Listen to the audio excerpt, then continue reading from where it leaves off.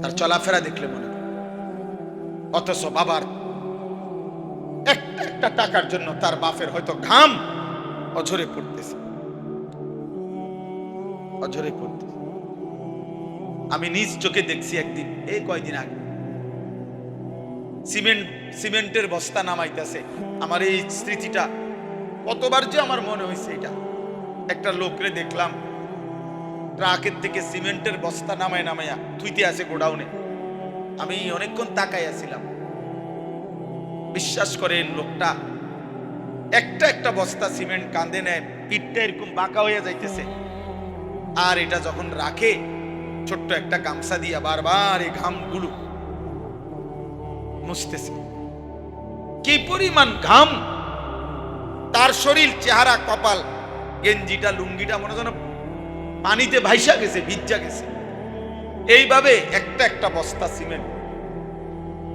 তো মনে করেন এক বস্তা সিমেন্ট ওইখানে রাখলে সর্বোচ্চ 60 টাকা, 5 টাকা, কোথাও 10 টাকা সর্বোচ্চ। আমি খবর নিছি 10 টাকার বেশি নাই, 60 টাকা অ্যাভেলেবেল, 5-7 টাকা। মানে এক এক বস্তায় ওই ওরে দেয় আর লেবার, যে মিয়া গোডাউনে ফেলা রাখে নিয়া।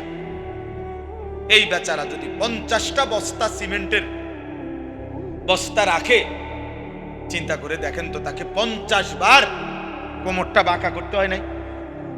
কথা বলেন না? 50 কেজি বস্তা নিতে সম্ভব এমনে? 50টা বার তাকে কোমরটা বাঁকা করতে হয়েছে। তাইরে বলেন, মানে একটা হিসাব বললাম আরে, 50 বস্তা সিমেন্টের বস্তা যদি লোকটা নামায়, এক একটা বস্তা 50 কেজির, বারবার তার কোমরটা বাঁকা হইছে, কি পরিমাণ ঘাম তার শরীর থেকে বাইয়া পড়ছে। বিনিময়ে 500 টাকা, 10 টাকা করে ধরলে সেখান থেকে বেচারা হয়তো 500 টাকার একটা নোট দিছে তারে, এটা বাঙ্গাইয়া 200টা টাকা হয়তো আপন ছেলের হাতে তুলে দিছে বাপ, তার হয়তো খরচ। এই 200টা টাকার মধ্যে এই বাবার কি পরিমাণ ঘাম মিশে আছে। কিন্তু নাফরমান সন্তান নামের এই জানোয়ার এই 200 টাকা মোবাইলে ঢুকাইয়া সারা রাত উলঙ্গ ছবি দেখতেছে। এটা মানুষের বাচ্চা? এটা মানুষ না জানোয়ার? আপনার কি মনে হয়? বলেন না কেন? এটা মানুষ না জানোয়ার? এই একটি টাকার পিছনে তোর বাবার কি পরিমাণ ঘাম ঝরছে। যে কামটা করলি, যে কামটা করলি,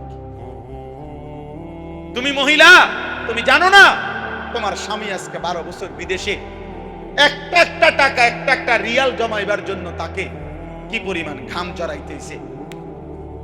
এমন কষ্টের জমানো বিদেশের টাকা বেচারা বুকে বাইন্দা বাড়িতে পাঠাইছে। তুই বেডি বাজারে বাজারে ঘুরা ঘুরা বেপরদা, তুমি বাজারে ঘুরা ঘুরা এই টাকা অনাদরে হিসাব ছাড়া স্বামীর এই কষ্টের টাকাগুলো শেষ করে দিতেছে। হাই মহিলা, কি করলো? নিজের আখেরাতটাও বরবাদ করলা, স্বামীর এই কষ্টের টাকাটাও নষ্ট করে। মাল এটার দাম হইতো না 30 টাকা, এবিডির একটা আইস দিছে, আইস দিয়ে গেছে আপা যে কোনো কারো কাছে 450 টাকা বেশি। সবাই দ্বারে দাম কইয়া কি আর লাভ আসেনি? ইতান সবাই কইয়া কি আর বুঝবো নি? আমনে যেহেতু বুঝের মানুষ, আমনে 50 টাকা ছাড়, 400 টাকা, এই আফার লেগে চান, আফার লেগে চাহানে চার দাম হইলো 5 টাকা, আপনারে ধরাই দিছে 350 টাকা। মালের দাম হইতো না 30 টাকা। ব্যাগ কোলাফায় ঠিকই চা খাইয়া বেড়ার লগে কথা টথা বলে সুন্দর মাল নিয়ে আসছে, মাল নিয়ে আসছে। দোকানদার হিন্দু, হিন্দু যুবক, নাফরমান মহিলা মুসলমান, হায় হায় 10 মিনিট আধা ঘন্টা লাগাইয়া দোকানদারের লগে কথা বলতেছে। হিন্দু দোকানদারে চা আনছে, তুমি মহিলা তার দোকানের চা বসে বসে খাইতেছ, তোমার ইমানের কি হালাত? তোমার কোনো আখেরাত নাই বোন? তোমার কোনো কবর নাই, তোমার কোনো মৃত্যু নাই, এটাই শেষ কথা তোমার।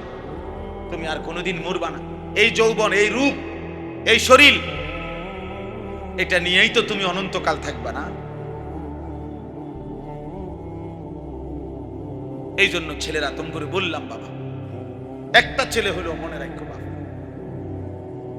তোমার বাবার এক ফোঁটা ঘামের দাম দিতে হবে। তোমার বাবার কষ্টের উপার্জনের এক এক ফোঁটা ঘামের মূল্য তুমি আল্লাহর কাছে হিসাব দিতে হবে। তুমি কেন অনাদরে অবহেলায় নষ্ট করো? আল্লাহর দেওয়া প্রতি মিনিটের হিসাব দিতে হবে, প্রতি সেকেন্ডের হিসাব দিতে হবে, প্রতি শব্দের হিসাব দিতে হবে, প্রতি ঘন্টার হিসাব দিতে হবে। এক সেকেন্ড আমরা আল্লাহর আড়াল করার সুযোগ আমাদের আছে তো? কথা বলে না কেন? আল্লাহ থেকে গোপন হওয়ার আমাদের সুযোগ আছে তো? নাই। অতএব বাপ, আমার কথা চলতেছিল,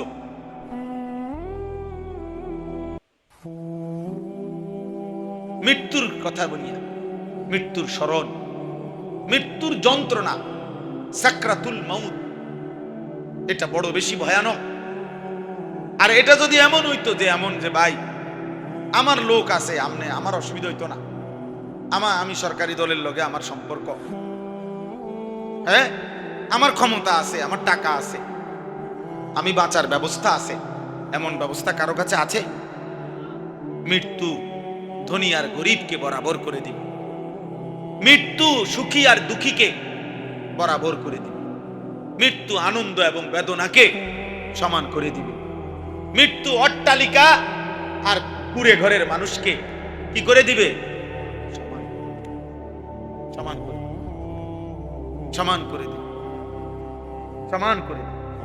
ওই কিতাবে লিখছে যে ওমর ইবনে আব্দুল আজিজ যখন বলছে, হায় আমার বন্ধুদেরকে কি করেছ, আমার দোস্তদেরকে কি করেছ, আমি যাদের সাথে রাতের পর রাত গল্প করতাম, আমার সেই বন্ধুদেরকে তুমি কই নিছ হে মৃত্যু।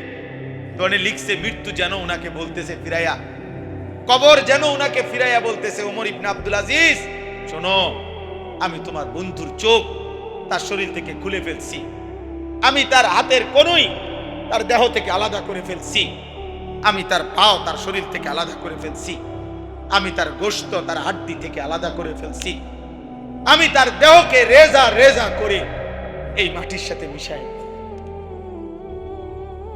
সুখের দুনিয়াও শেষ হয়ে যায়, দুঃখের দুনিয়াও শেষ হয়ে যায়।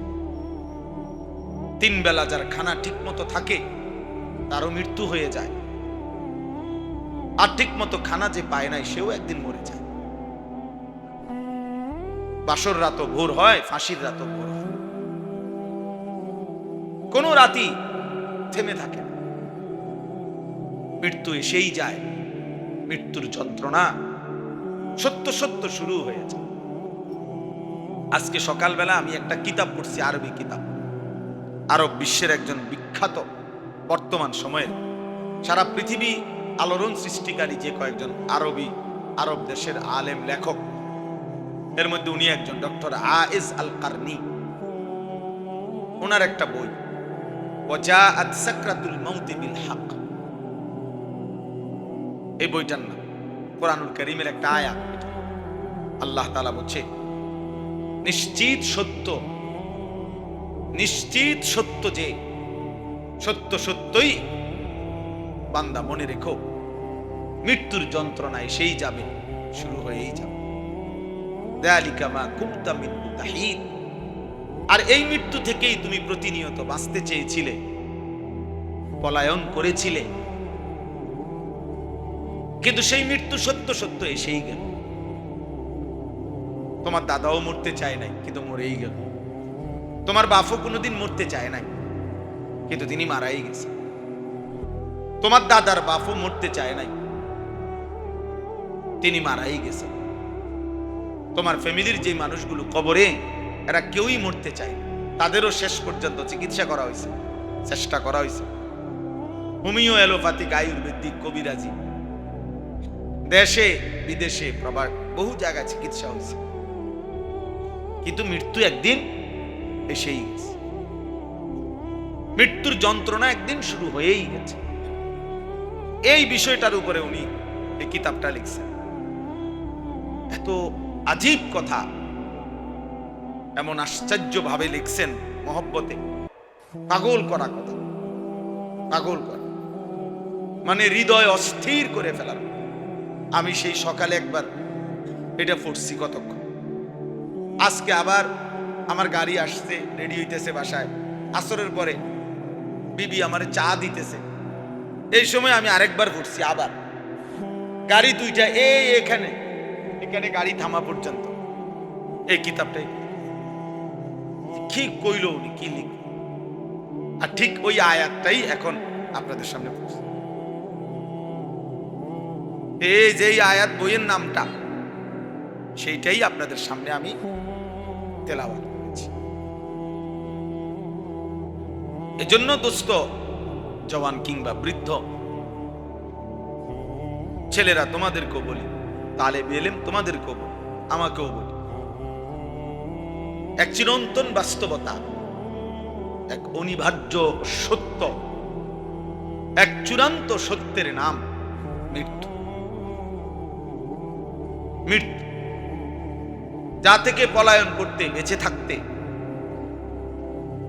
সবাই চেয়েছে, কিন্তু কেউ পারে না, কেউ পারে না। প্রতিটা হাসি, প্রতিটা কান্না, প্রতিটা দুঃখ যন্ত্রণা শেষ পর্যন্ত থামায় দিছে মৃত্যু। ওই কিতাবের মধ্যে একটা আশ্চর্য কথা আছে, সবগুলোই আশ্চর্য।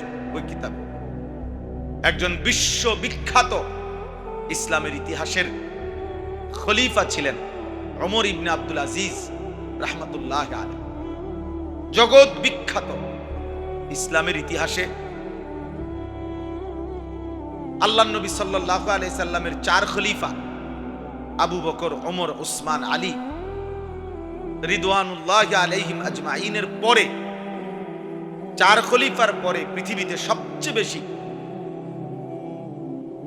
সফল, মুত্তাকি, জনপ্রিয়, পরিচিত, আল্লাহ ভীরু যেই খলিফা ছিলেন, মুসলিম বাদশাহ, উনি হলেন এই ওমর ইবনে আব্দুল আজিজ। ওনাকে ইসলামের 5ম খলিফা বলা হয়। এলেমে, আমলে, তাকওয়ায়, ফরহেজগারিতে, সর্বগুণে উনি ছিলেন একজন অনন্য, হিম্মতে, সাহসে, সব দিকে ওনার জীবনী অনেক সুন্দর। ওনার রাত দিন, খেলাফতের পূর্বে যখন খলিফা ছিলেন তখন সব সময় উনি শতভাগ তাকওয়ার উপরে ছিলেন, আল্লাহ ভীতির উপরে ছিলেন। তো ওই কিতাবে লিখছে, উনি মাঝে মাঝে কবরস্থানে যাইতেন, আর কবরের দিকে তাকাইয়া তো মৃত্যুকে স্মরণ করতেন, আর বলতেন, ইয়া মাউতু, শুনেন মনোযোগ দিয়ে, উনি বলতেন, ইয়া মাউতু মাযা ফাআলতা বিল আহিব্বা, হে মৃত্যু, হায় তুমি আমার আপনজনদের সাথে কি করলা। মাযা ফাআলতা বিল আহিব্বা, আমার ভালোবাসার প্রিয় মানুষগুলোর সাথে কি করলা তুমি। সবগুলো মানুষকে আমার থেকে নিয়ে গেলাম।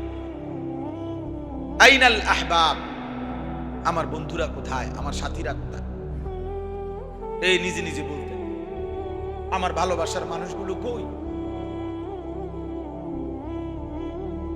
আমার আব্বা আমারে, আমার মনে আছে, হোটেলে বৈশা চামচ দিয়া দিয়ে ওই বুরিন্দা ছোট ছোট এগুলো খাওয়াইছে। কি পরিমাণ ভালোবাসতেন আমার বাপ। তো আমার আব্বা এখন কবরে।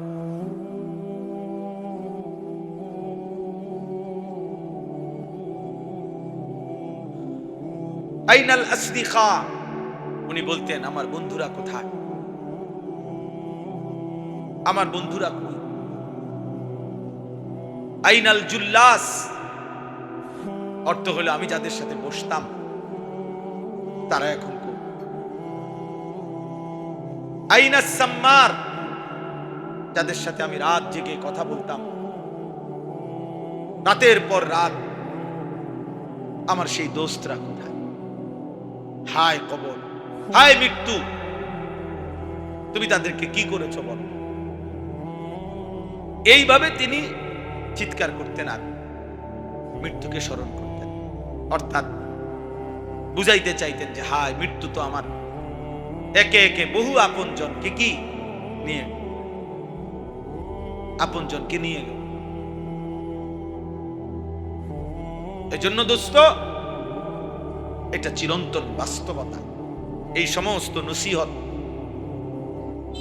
এই ওয়াজ, এই উপদেশ, এই মাহফিল, শত শত হাজার হাজার ওলামায়ে কেরামের এই সমস্ত কথাবার্তা, চোখের পানি, আল্লাহ ওলিদের প্রিয় বান্দাদের, সবকিছুর মূলে মৃত্যুর প্রস্তুতি, আখিরাতের প্রস্তুতি, মৃত্যু পরবর্তী জিন্দেগির প্রস্তুতি। দুনিয়া এমন এক জায়গা ভাইয়া, তেমন কোনো প্রস্তুতি না নিলেও দুনিয়া পার হয়ে যায়, চলে যায়, রিজিক মিলে যায়। পঙ্গু, প্যারালাইজড, অন্ধ, বোবা, বধির, অসল, অক্ষম, উপার্জনহীন, সকলেই কোনো না কোনো ভাবে রিজিক মিলে যায়, রিজিক মিলে যায়। আমি এক জায়গায় বাংলাদেশে একটি জেলায় একজন ভাইরে দেখছি, ওনার একটা ছেলে আছে, বাচ্চাটা সোজা হইয়া বসতে পারে না, কোলে করে রাখে।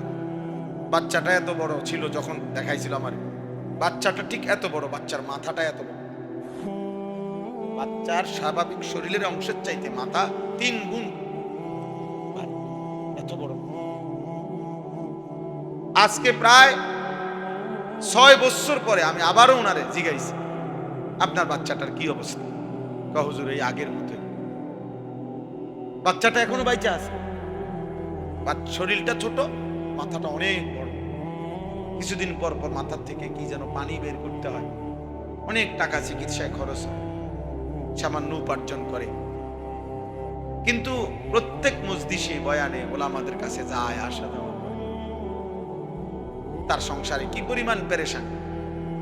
কিন্তু আমার প্রশ্ন হলো, সেই অক্ষম বাচ্চাটারও রিজিক মিলে যায়।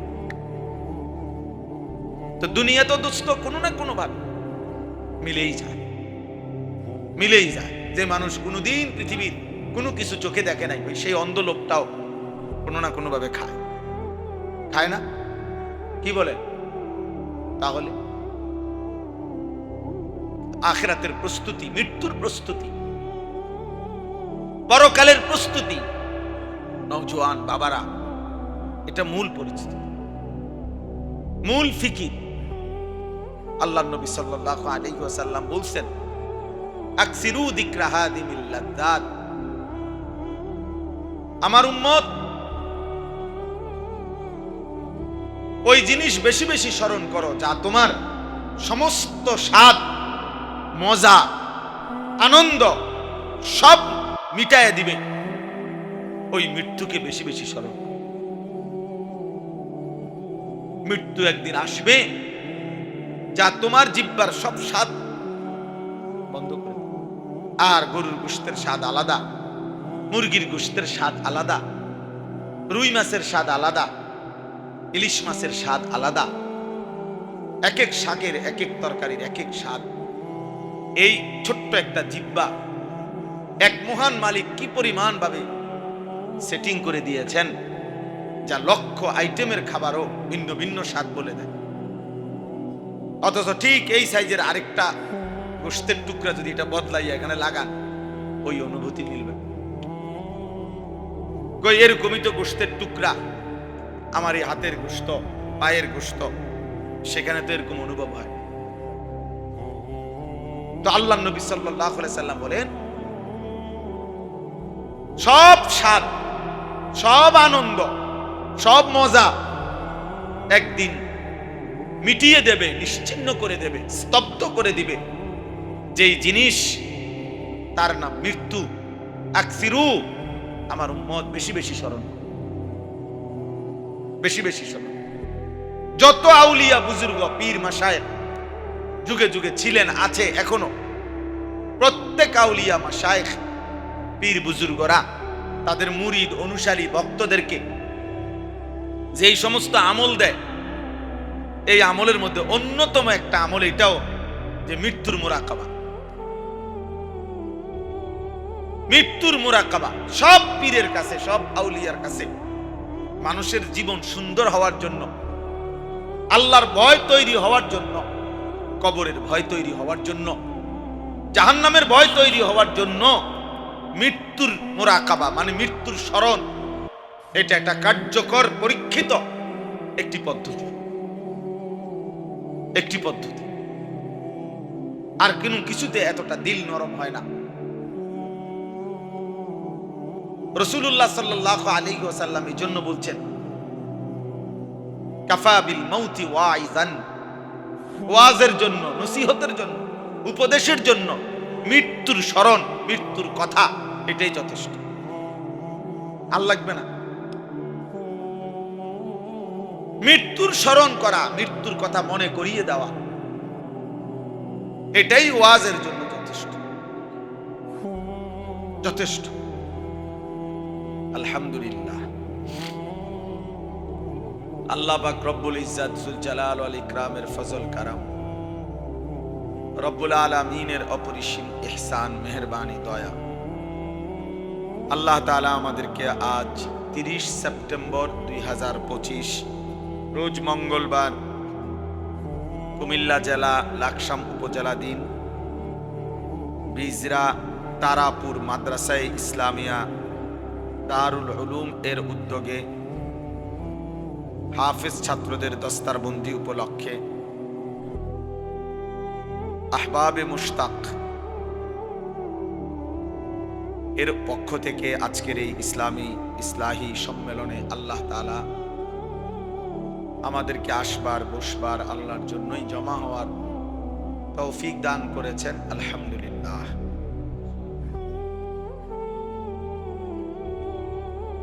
আমাদের প্রিয় ভাই মাওলানা মহিউদ্দিন, বিষয়টা আপনাদের কাছে 1 মিনিট বলছি। আসলে ব্যক্তিগতভাবে আমি মোবাইল হাতে ধরে রেকর্ড করা পছন্দ করি না, এই জন্য এটা নিষেধ করি। আমি নিজেই, মাওলানা নিজেই বলে ফেলছে। আমার সাথে অনেক সময় অনেক মাহফিলে প্রায় যায়, যার কারণে সে দেখছে, এটা বলি আমি কড়াভাবে। এটার আসলে মূল কারণ হলো এতে করে ওই ব্যক্তির মনোযোগ বসে না, তার দিলে কোনো কথা জমে না, মোবাইলের মধ্যে কেবল ব্যস্ত থাকে, বারবার তার অন্তরের মধ্যে মোবাইলটার কথা মনে পড়ে, এটার মধ্যে ঠিকমতো উঠতেছে কিনা, বোঝা যায় কিনা, বন্ধ হয়ে যায় কিনা, ক্লিয়ার কিনা, ইত্যাদি ইত্যাদি।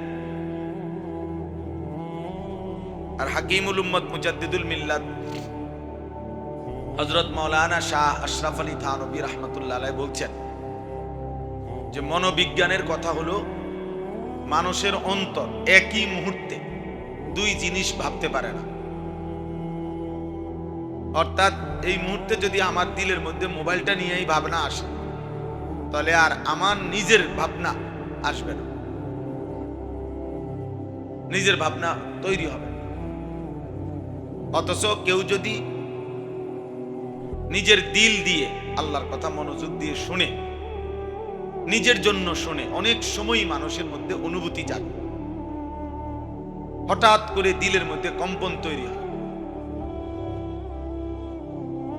এবং আল্লাহ তাআলার দয়ায় হতে পারে এই হঠাৎ এই শুনবার দ্বারা তার জিন্দেগি বদলায় যায়। অনেক কাহিনী আছে এই পৃথিবীতে, যে অসংখ্য অগণিত গুনার মধ্যে ডুবা ছিল, পাপের সাগরে ভাসছিল, আল্লাহর কালামের কোনো কথা, আল্লাহর কোনো কথা, সামান্য কোনো কথায় হয়তো কারো জিন্দেগি বদলায় গেছে, দিল বদলায় গেছে, জীবনটা পরিবর্তন হয়ে গেছে। এই জন্য ঝিনুক অনেক দিন বৃষ্টির 1 ফোঁটার জন্য অপেক্ষায় থাকে। আল্লাহর কুদরতে হঠাৎ কোনো 1 ফোঁটা ঝিনুকের মাঝে জমা হয়, তো নির্দিষ্ট এক ফোঁটা পানি পেলে ছেলে এই অপদার্থ বলা হয়েছে না বেটা মোবাইল করতে না, ওটো মিয়া মোবাইলে তোমার ভিডিও করা বাকি থাকলে নি বাইরে যাও।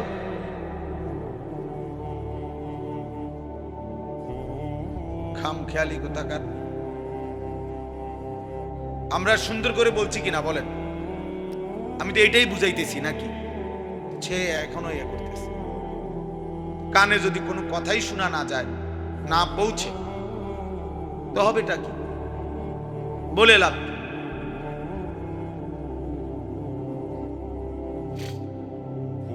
তো এই এক ফোঁটা পানির জন্য ঝিনুক অনেক দিন অপেক্ষা করে। আল্লাহর কুদরতে নির্দিষ্ট ফোঁটা পানি যখন পড়ে, ঝিনুক বন্ধ হয়ে যায় এবং নির্দিষ্ট সময় পরে ওই ফোঁটা পানি থেকেই মণিমুক্তা তৈরি হয়। এই জন্য আল্লাহ তাআলার দয়ায় বান্দা অনেক সময় সামান্য কথায়, অল্প কথায় গুনাহ ছেড়ে দেয়, জিন্দেগি বদলায় ফেলে। এই জন্য আল্লাহর দয়ায় কোরআনুল কারীমে আল্লাহ তাআলা বারবার এটা বলছেন যে আমার কথা মনোযোগ দিয়ে শোনো, ফাসতামি' লিমা ইউহা। আল্লাহ মুসা নবীকে বলছে, বন্ধু মুসা, আপনাকে আমি এখন যেই ওহী নাজিল করছি মুসা, সেটা তুমি মনোযোগ দিয়ে শোনো। কোরআনুল কারীমে আল্লাহ তাআলা বলছে, ওয়া ইযা কুরিআল কুরআন ফাসতামিউ লাহু ওয়া আনসিতু। আমার বান্দা, যখনই তোমার সামনে কোরআন পড়া হয়, তুমি তা মনোযোগ দিয়ে শোনো এবং চুপ থাকো। আল্লাহ বলেন লাআল্লাকুম তুরহামুন। শ্রোতা আসছে, তাহলে অবশ্যই তোমার উপরে রহমত বর্ষিত হবে। এই যে আল্লাহ বলছে, তুমি চুপ থাকলে, তুমি মনোযোগ দিয়ে শুনলে, আমি আল্লাহ তোমার উপরে রহমত বর্ষণ করব। আর তাফসীরের মধ্যে আছে রহমত বর্ষণ মানে কি? রহমত বর্ষণ মানে হলো আল্লাহ তাআলা এই কথাগুলোর উপরে তোমাকে আমল করার তৌফিক দান। এই জন্য মনোযোগ, আমি এই বিষয়টা বেশি কঠোর। একেবারে আমার আপনি শত শত ওয়াজ শুনে দেখেন, আমি এটা কোনো সময় ছাড় দেই না। সবাই জানে এখন সদর বদর মানুষেরা আমি বলতে রাজি না। ও বুট খাইবেন, আপনি বাদাম খাবেন, বন খাইবেন, আর আমি ওয়াজ করব না, এত ব্যাক বলামি না। আপনি সরেন এন থেকে, আপনার বুট আপনি আলগা জায়গায় গিয়ে খান। আমার এত শ্রোতা দিয়ে আমি করব কি? বুঝেন না কথা? আমার তো এটা নির্বাচনী জনসভা না, আমি তো কোনো প্রার্থী না, আমার কোনো মার্কা নাই। তো কাজেই আমার উপস্থিতি কম হইলেও আমার সমস্যা নাই, বেশি হইলেও সমস্যা। আমি তো ভোটের জন্য আসি নাই, এটা নির্বাচনী জনসভা। এখন কথা বলেন না কেন? তাইলে আমার ভোট দরকার। যদি এটা হইতো যে আমার ভোট দরকার, এবারে এইতে খারাইয়া মুতে না বইয়া মুতে, আমার এত কিছু দরকার কি? আমার ভোট দরকার, আমার দরকার ভোট না। আমি এটা ভাবি না, আমরা এটা ভাবি না। অতএব একজনের জন্য আল্লাহর কথা যে পরিমাণ গুরুত্বপূর্ণ, 1 লক্ষের জন্য সেই পরিমাণ গুরুত্ব হোক একজন, সমান গুরুত্ব, সমান গুরুত্ব। উল্টা গ্লাসে 1000 বছর পানি ঢাললো, সেই গ্লাস কোনোদিন পূর্ণ হবে না। যে গ্লাস উল্টানো, যেই বালতি উল্টানো, যেই জগ উল্টানো, তো সেই জগ, বালতি, গ্লাসে যদি আটলান্টিক মহাসাগরের পানিও যদি কি করা হয়, ফেলা হয়, তাহলে কি গ্লাস ফুটবে কোনোদিন?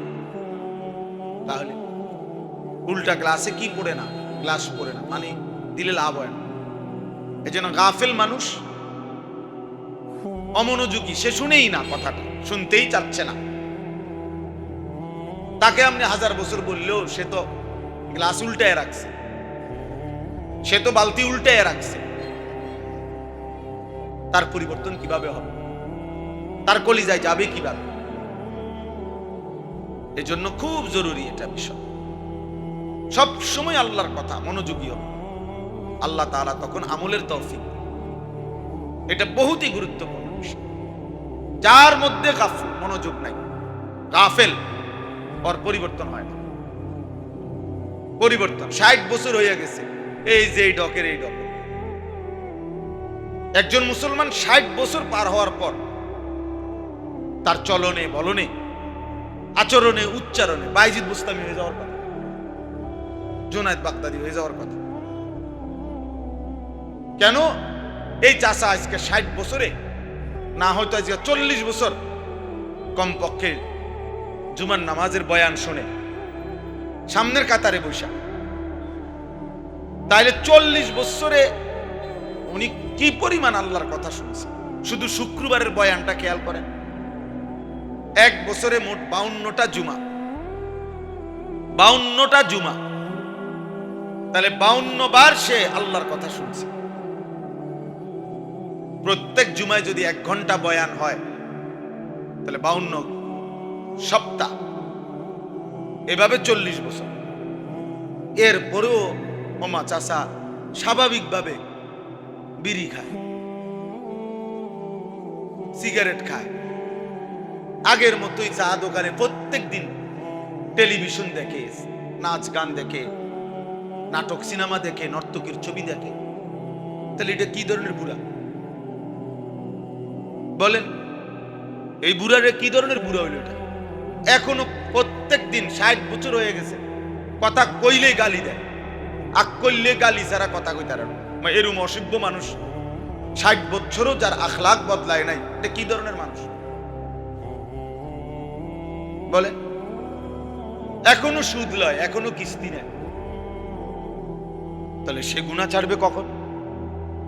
উনি বুঝবে কখন? ওই চাচা বুঝবে কখন? বুঝা গেল এই 60 বছর ধরে কাফের, কোনদিনও মূলত আল্লাহর কথা দিল দিয়া শুনে নাই, এটারে কোনো পাত্তাই দেয় না, এটা কোনো বিষয়ই মনে করে। ওনার ফুট বিদেশ, উনি কিন্তু এই সমস্ত হুজুরের চিন্তা করে ওনার 3 ফুট বিদেশ, ওনার বাইত আল্লাহর মধ্যে বিল্ডিং হয়ে গেছে,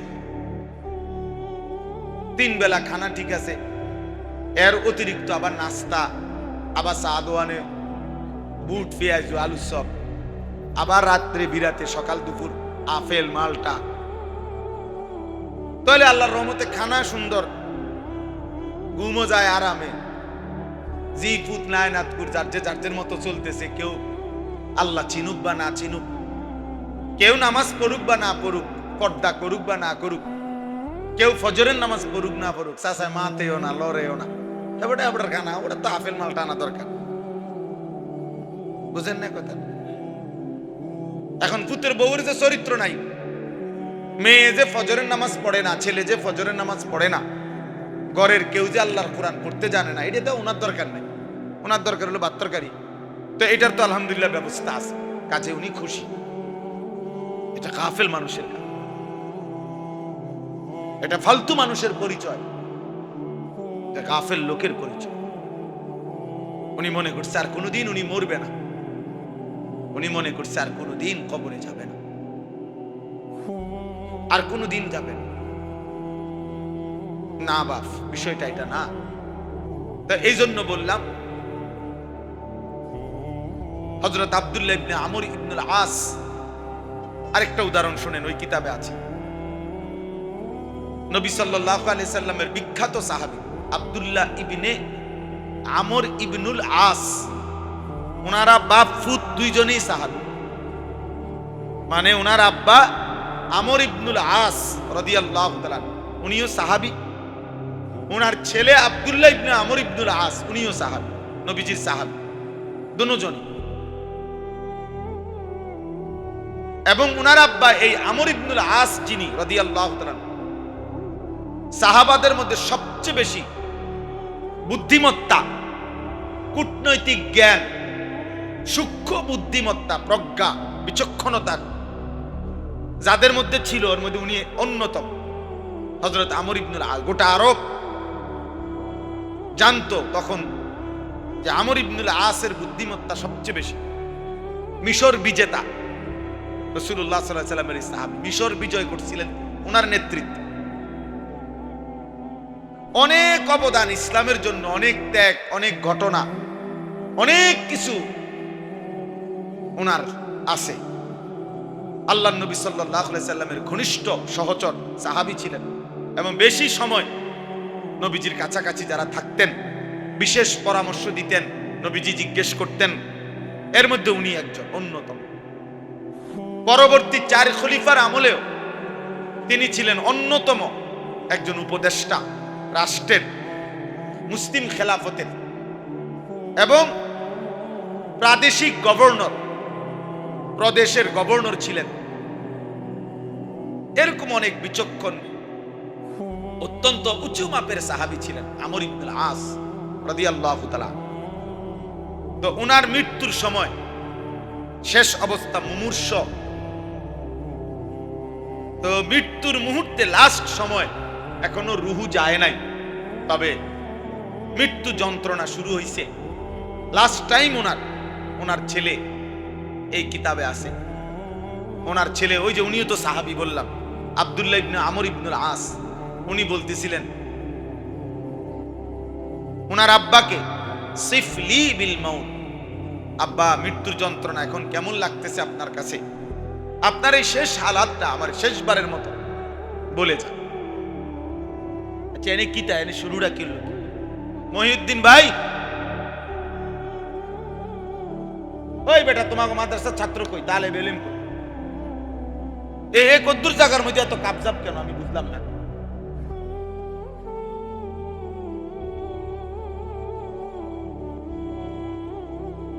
আশ্চর্য কথা, তো এখানে তো এটা তো কোনো স্টেশন না, এটা বিজরা বাজার। বিজরা বাজার তো হেনে না। হযরত আব্দুল্লাহ ইবনে আমর ইবনুল আস বলতেছেন, আব্বা এই শেষ মুহূর্তে মৃত্যুর অবস্থা, যন্ত্রণা, সাকারাতুল মউত, আরবিতে কোরআনের ভাষায় মৃত্যু যন্ত্রণাকে বলে সাকরাতুল মউত। এইটাই আছে এই আয়াত, আমি শোনাবো আপনাদেরকে।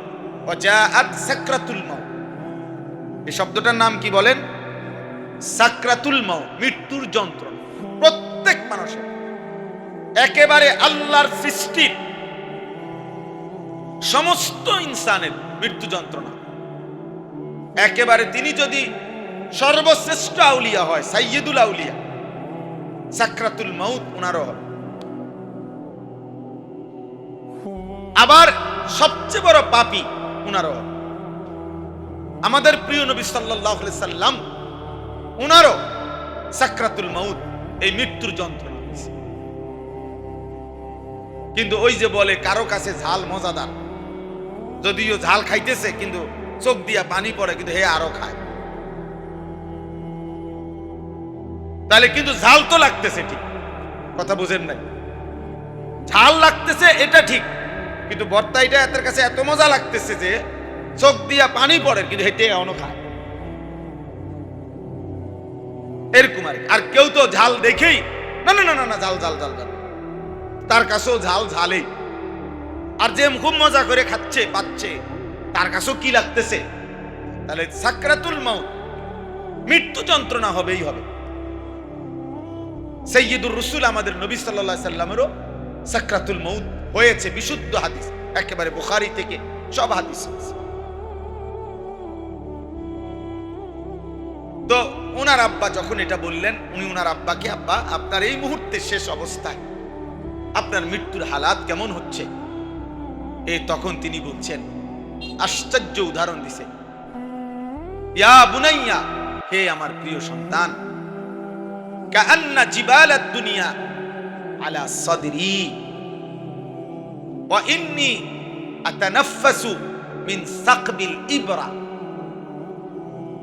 উনি বলতেছেন, হে আমার প্রিয় সন্তান, আমার মনে হচ্ছে বাবা, এই গোটা পৃথিবীতে, দুনিয়াতে যত পাহাড় আছে, আল্লাহর সৃষ্টির যত পাহাড়, সবগুলো পাহাড় যেন একসাথে আমার বুকে চাপ দিয়ে আছে। কাআন্না জিবালাদ দুনিয়া আলা সাদরি, যেন দুনিয়ার সব পাহাড় আমার বুকে চাপ দিয়ে ফেলছে, চাপ দিয়ে ফেলছে। আর শুনেন, এরপরে তিনি বললেন, হে প্রিয় সন্তান, এই অবস্থায় আমি যেন ওয়া ইন্নী আতানাফাসু মিন সাকবিল ইবরা, একটা সুইয়ের ছিদ্র, সুইয়ের ছিদ্র পর্যন্ত না, সুইয়ের ছিদ্রকের এত বড়, তাহলে একটি সুইয়ের ছিদ্র দিয়ে যেতটুকু জায়গা, আমি যেন এই এতটুকু জায়গায় নিঃশ্বাস নিতেছি। পৃথিবীর সবগুলো পাহাড় যেন আমার বুকে চাপ দিয়ে রাখছে, আর আমি যেন নিঃশ্বাস নিতেছি সুইয়ের ছিদ্র দিয়ে একত্র। হায়, উদাহরণ দিছে কেমন, অথচ তিনি জগৎ বিখ্যাত সাহাবী, জগৎ বিখ্যাত সাহাবী তিনি। এজন্য বাপ, এইমাত্র যেটা বললাম, আল্লাহ নবী সাল্লাল্লাহু আলাইহি সাল্লাম তিনি পরিষ্কার হাদিসে আছে, নবী সাল্লাল্লাহু আলাইহি সাল্লামেরও মৃত্যুর পূর্ব মুহূর্তে আল্লাহ নবীর যখন এই সাকরাতুল মউত, মৃত্যু যন্ত্রণা শুরু হয়েছে, নবী সাল্লাল্লাহু আলাইহি সাল্লামের চেহারা মুবারক, কপাল মুবারক ঘামে ভিজে গেছে। আল্লাহ নবী সাল্লাল্লাহু আলাইহি সাল্লামের পাশে ছোট্ট পাত্রে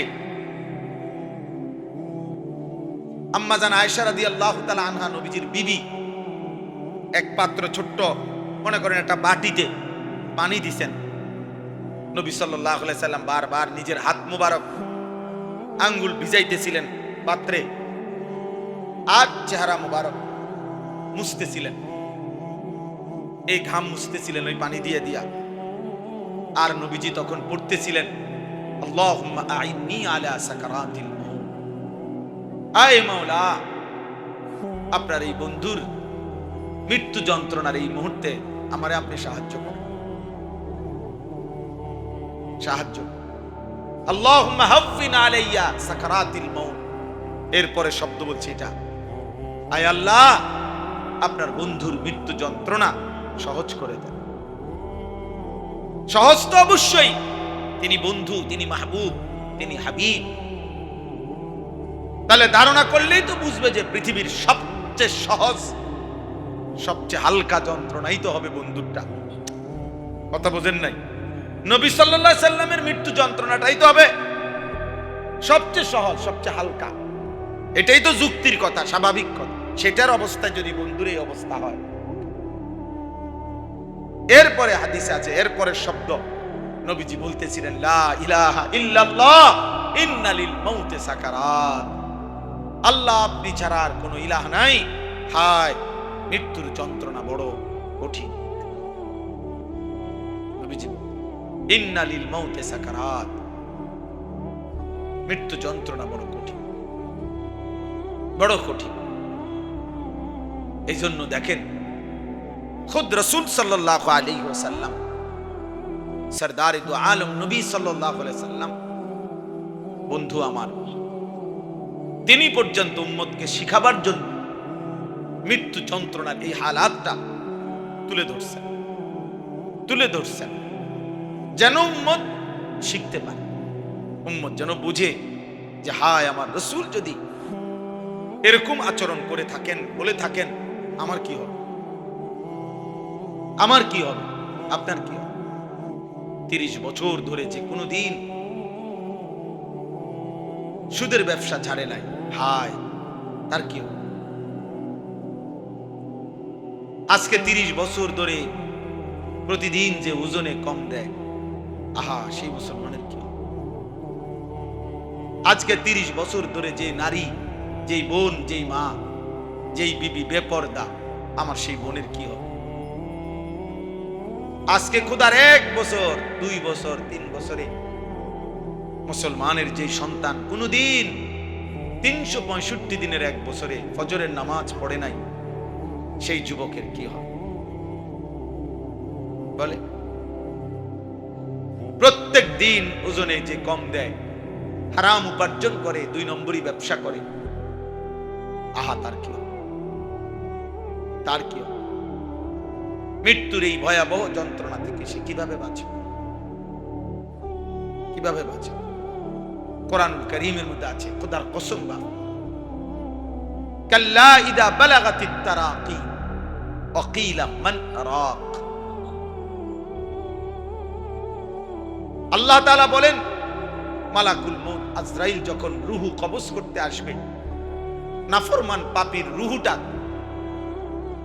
কলিজা থেকে টান দিয়া ছিঁড়ে ফেলবে, আর ফেরেশতা আজরাইল যখন ছিঁড়ে ফেলবে, প্রত্যেক নাফরমান পাপীর রুহু এই কণ্ঠনালীর কাছে এসে আটকায় যাবে, আর ভিতরেও যায় না, বাইরেও হয় না। আল্লাহ তাআলা বলেন ওয়াকিলা মান রাক, আত্মীয় স্বজন আশপাশের সবাই বলবে এখন তাকে চিকিৎসা করবে কে? সে যে ছটফট করতেছে, মাথা লাড়তেছে, এখন ঝাড়ফুঁক দিবে কে? আরে ডাক, কবিরাজ ডাকো, বৈদ্য ডাকো, কে আসো, তারে ডাকো না, তারে বাঁচা। কিন্তু আল্লাহ বলেন ওয়াজান্না আন্নাহুল ফিরাক, কিন্তু নাফরমান তো বুঝে ফেলছে আজ তাকে চলেই যেতে হবে। ওয়াজান্না আন্নাহুল ফিরাক ওয়ালতাফাতিস সাকু বিসাক। আল্লাহ তাআলা বলেন ভয়ে, আতঙ্কে, কষ্টে এই নাফরমান তার দুইটা পাও, দুই পায়ের গোসা গোড়ালি একটা আরেকটার সাথে যেমন লাগিয়া রইছে, এতটুকু সাহস হবে না, শক্তি হবে না এই বেঈমান নাফরমান পাপীর যে পাওটা এক সুতার নাড়াবে। আমি এই কয়দিন কি, এই শুক্রবার দিন, এই গত শুক্রবার 26 তারিখ আমার মাহফিল ছিল পাবনা। তা আমি ঢাকার থেকে গাড়িতে গেছি আরিচা ফেরিঘাট, আরিচা পাটুরিয়া ফেরির ঘাটে গিয়ে রাত্রে তখন 9টায়, বরাবর রাত 9টায় অন্ধকারে আমার জন্য ওনারা আপনার স্পিড বোট ঠিক করছে স্পেশালি। তো স্পিড বোটে আমার ওই পারে নিয়ে যাবে মাহফিলে। স্পিড বোটে উঠছি আমরা 6-7 জন। তো স্পিড বোট এটা যখন ছাড়ছে অন্ধকার, আর যখন একটু সামনে গেছে আর ঢেউ বাড়ি মারতেছে, 31 মিনিট সময় লাগছে প্রায় যাইতে ওই পারে। বিশ্বাস করেন, আমি বুঝার জন্য বলতেছি, আমি যে ওই বোটের এক সাইডটা দৌড়ছি এমনি, আর লা ইলাহা ইল্লা আনতা সুবহানাকা ইন্নী কুনতু মিনাজ জালিমিন পড়তেছি মহিউদ্দিন ভাই, একটা সুতা, একটা ইঞ্চি আমি আর আমার পাও নাড়াই নাই। আত না আমার ডরে যে পাও নাড়ালে নি পড়ে যায়, হাত নাড়ালে নি কি হয় পড়ে যায়, এমন ভয় লাগছে ওই মাথা যাওয়া পর্যন্ত যে হাত পাওটাও নাড়াইবা মনে হয় যেন নিঃশ্বাসটা ফেলবার সাহস হচ্ছে না, নিঃশ্বাস ফেলবার সাহস হচ্ছে না। তো আল্লাহ তাআলা কোরআনে বলেন ওয়ালতাফাতিস সাকু বিসাক, মানে এক পায়ের গোসা আরেক পায়ের লগে ভাবে মিলে যাবে। নাফরমানের মৃত্যুর যন্ত্রণায় রুহু বাইরও হয় না, ভিতরেও যায় না, এই অবস্থায় সে পাওটাও নাড়াইবার শক্তি পাবে না। এই অবস্থায় এরপরে কোন কাগজ অথবা আরো উদাহরণ দিছে, মনে করেন কোন শিকের মধ্যে, শিক কাবাব খাইছেন যারা, শিকের মধ্যে গোশত আস্তে আস্তে একটু একটু করে দিয়া এরপরে আগুনে পোড়াইলে শিক কাবাব হয়। এই শিক কাবাবের কাবাব যেমনি টাইনা টাইনা খোলে, সিরা সিরা খোলে শিক থেকে, তো কিতাবের মধ্যে আছে মালাকুল মউত আজরাইল ওই নাফরমানের রূহটা এইভাবে টাইনা টাইনা ছিঁড়া ছিঁড়া তার এই রূহটা এখান থেকে বের করে,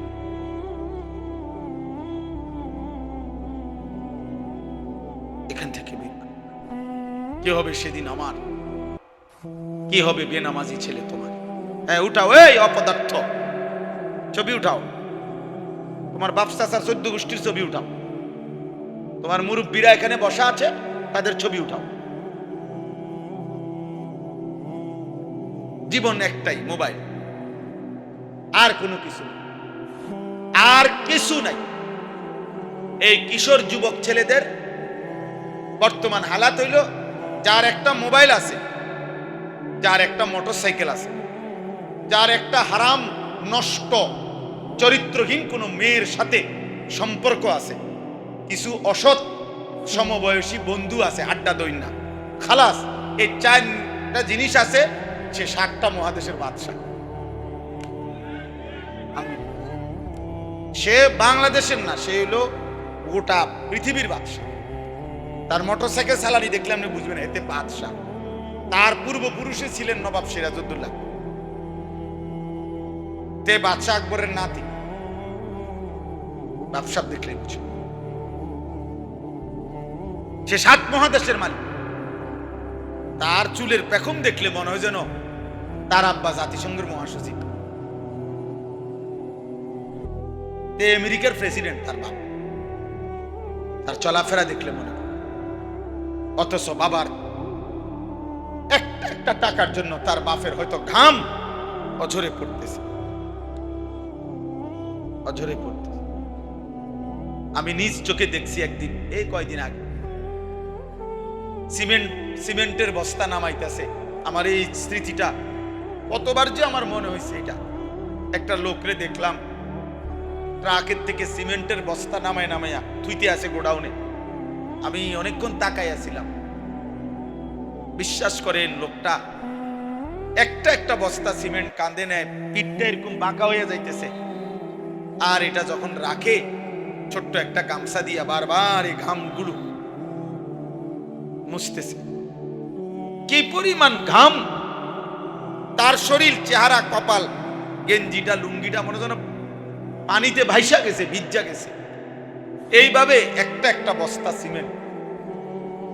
তো মনে করেন, এক বস্তা সিমেন্ট ওইখানে রাখলে সর্বোচ্চ 60 টাকা, 5 টাকা, কোথাও 10 টাকা সর্বোচ্চ। আমি খবর নিছি 10 টাকার বেশি নাই, 60 টাকা অ্যাভেলেবেল, 5-7 টাকা। মানে এক এক বস্তায় ওই ওরে দেয় আর লেবার, যে মিয়া গোডাউনে ফেলা রাখে নিয়া। এই বেচারা যদি 50টা বস্তা সিমেন্টের বস্তা রাখে, চিন্তা করে দেখেন তো, তাকে 50 বার কোমরটা বাঁকা করতে হয় নাই? কথা বলেন না? 50 কেজি বস্তা নিতে সম্ভব এমনে? 50টা বার তাকে কোমরটা বাঁকা করতে হয়েছে। মহিউদ্দিন ভাই, এনে কি কোনো দোকান করছিল? এনে কি সমস্যাটা কি? আমি এটা বুঝি। এনে একটা ছেলে দাঁড় করান, আপনাদের মাদ্রাসার একজনকে দাঁড় করান, যে ভাই একটু তুমি ফিসে গিয়ে কথা কোন, খেতে নামাই দেন, কথা কইতে বললেন। বারবার এখানেই কথা বলতেছে কেন? আমি এটাই বুঝতেছি না। তাইরে বলেন, মানে একটা হিসাব বললাম, আর 50 বস্তা সিমেন্টের বস্তা যদি লোকটা নামায়, এক একটা বস্তা 50 কেজির, বারবার তার কোমরটা বাঁকা হইছে, কি পরিমাণ ঘাম তার শরীর থেকে বাইয়া পড়ছে। বিনিময়ে 500 টাকা, 10 টাকা করে ধরলে সেখান থেকে বেচারা হয়তো 500 টাকার একটা নোট দিছে তারে, এটা বাঙ্গাইয়া 200টা টাকা হয়তো আপন ছেলের হাতে তুলে দিছে বাপ, তার হয়তো খরচ। এই 200টা টাকার মধ্যে এই বাবার কি পরিমাণ ঘাম মিশে আছে। কিন্তু নাফরমান সন্তান নামের এই জানোয়ার এই 200 টাকা মোবাইলে ঢুকাইয়া সারা রাত উলঙ্গ ছবি দেখতেছে। এটা মানুষের বাচ্চা? এটা মানুষ না জানোয়ার? আপনার কি মনে হয়? বলেন না কেন? এটা মানুষ না জানোয়ার? এই একটি টাকার পিছনে তোর বাবার কি পরিমাণ ঘাম ঝরছে। যে কামটা করলি, যে কামটা করলি, তুমি মহিলা, তুমি জানো না তোমার স্বামী আজকে 12 বছর বিদেশে একটা একটা টাকা, একটা একটা রিয়াল জমাইবার জন্য তাকে কি পরিমাণ ঘাম জড়াইতেছে। এমন কষ্টের জমানো বিদেশের টাকা বেচারা বুকে বাইন্দা বাড়িতে পাঠাইছে। তুই বেডি বাজারে বাজারে ঘুরা ঘুরা বেপরদা, তুমি বাজারে ঘুরা ঘুরা এই টাকা অনাদরে হিসাব ছাড়া স্বামীর এই কষ্টের টাকাগুলো শেষ করে দিতেছে। হাই মহিলা, কি করলো? নিজের আখেরাতটাও বরবাদ করলা, স্বামীর এই কষ্টের টাকাটাও নষ্ট করে। মাল এটার দাম হইতো না 30 টাকা, এ বুড়ির একটা আইস দিছে, আইস দিয়ে কইছে আপা যে কোনো কারো কাছে 450 টাকা বেশি। সবাই দ্বারে দাম কইয়া কি আর লাভ আছে নি? ইতান সবাই কইয়া কি আর বুঝবো নি? আমনে যেহেতু বুঝের মানুষ, আমনে 50 টাকা ছাড়, 400 টাকা। এই আফার লেগে চান, আফার লেগে চান, চার দাম হইলো 5 টাকা, আপনারে ধরাই দিছে 350 টাকা। মালের দাম হইতো না 30 টাকা। ব্যাগ কোলাফায় ঠিকই চা খাইয়া বেড়ার লগে কথা টথা বলে সুন্দর মাল নিয়ে আসছে, মাল নিয়ে আসছে। দোকানদার হিন্দু, হিন্দু যুবক, নাফরমান মহিলা মুসলমান, হায় হায় 10 মিনিট আধা ঘন্টা লাগাইয়া দোকানদারের লগে কথা বলতেছে। হিন্দু দোকানদারে চা আনছে, তুমি মহিলা তার দোকানের চা বসে বসে খাইতেছ, তোমার ইমানের কি হালাত? তোমার কোনো আখিরাত নাই বোন, তোমার কোনো কবর নাই, তোমার কোনো মৃত্যু নাই, এটাই শেষ কথা তোমার। তুমি আর কোনোদিন মরবা না। এই যৌবন, এই রূপ, এই শরীর, এটা নিয়েই তো তুমি অনন্তকাল থাকবা না। এই জন্য ছেলেরা তোম করে বললাম, বাবা একটা ছেলে হলো মনে রাখো, বাবা তোমার বাবার 1 ফোঁটা ঘামের দাম দিতে হবে। তোমার বাবার কষ্টের উপার্জনের 1 ফোঁটা ঘামের মূল্য তুমি আল্লাহর কাছে হিসাব দিতে হবে। তুমি কেন অনাদরে অবহেলায় নষ্ট করো? আল্লাহর দেওয়া প্রতি মিনিটের হিসাব দিতে হবে, প্রতি সেকেন্ডের হিসাব দিতে হবে, প্রতি শব্দের হিসাব দিতে হবে, প্রতি ঘন্টার হিসাব দিতে হবে। 1 সেকেন্ড আমরা আল্লাহর আড়াল করার সুযোগ আমাদের আছে তো? কথা বলে না কেন? আল্লাহর থেকে গোপন হওয়ার আমাদের সুযোগ আছে তো? নাই। অতএব বাপ, আমার কথা চলতেছিল,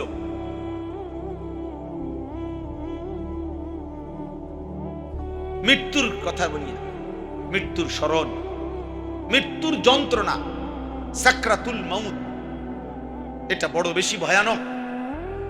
আর এটা যদি এমন হইতো যে এমন যে ভাই আমার লোক আছে, আমনে আমার অসুবিধা হইতো না, আমি সরকারি দলের লগে আমার সম্পর্ক, হ্যাঁ আমার ক্ষমতা আছে, আমার টাকা আছে, আমি বাঁচার ব্যবস্থা আছে, এমন ব্যবস্থা কারো কাছে আছে?